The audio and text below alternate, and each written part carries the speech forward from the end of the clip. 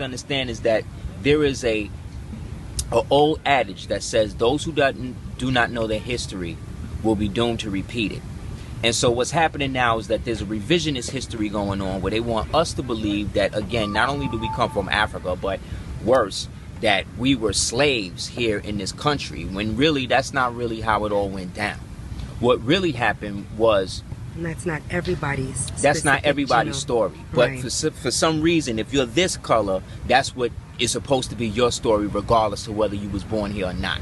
And that is a problem, because what that does is it gives us a false sense of inferiority, and it gives another people a false sense of superiority.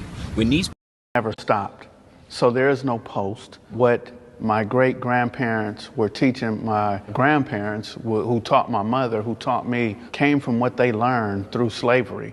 So there's a lot of fear, a lot of insecurity, a fear of society, a fear of law enforcement. So slavery has made a major impact where the low self-esteem is consistently reoccurring.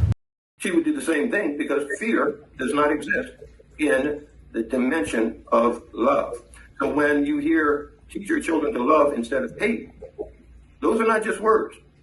That's talking about a scientific reality of another dimensional plane of existence.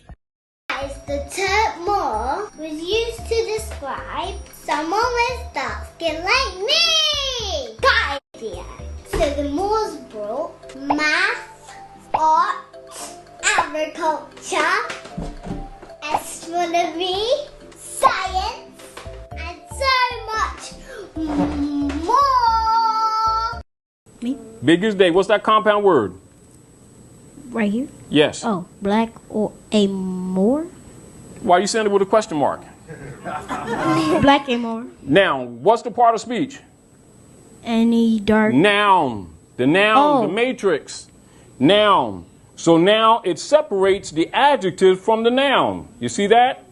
See, black or Moor. Any dark-skinned person, especially an African Negro, earlier black, small case, then Moor, and see how the black is all case, which means a straw, and is separated from Moor, which is a capital letter. There's the identification of these people who think they're black, right in the dictionary. See that? Mm-hmm. Spell it. M-O-O-R.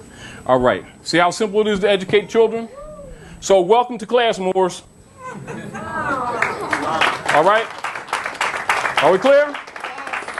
It's in the dictionary, isn't it? It doesn't even take a scholar. Teach America about the atrocities committed under the banner of slavery.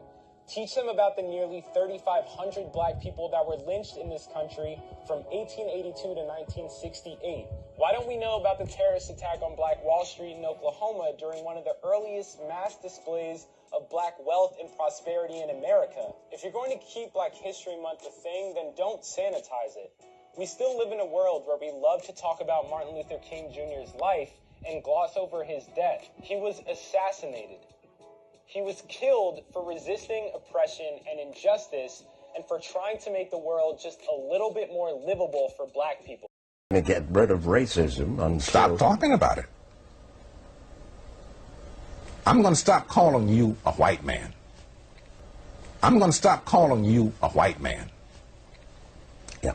And I'm going to ask you to stop calling me a black man.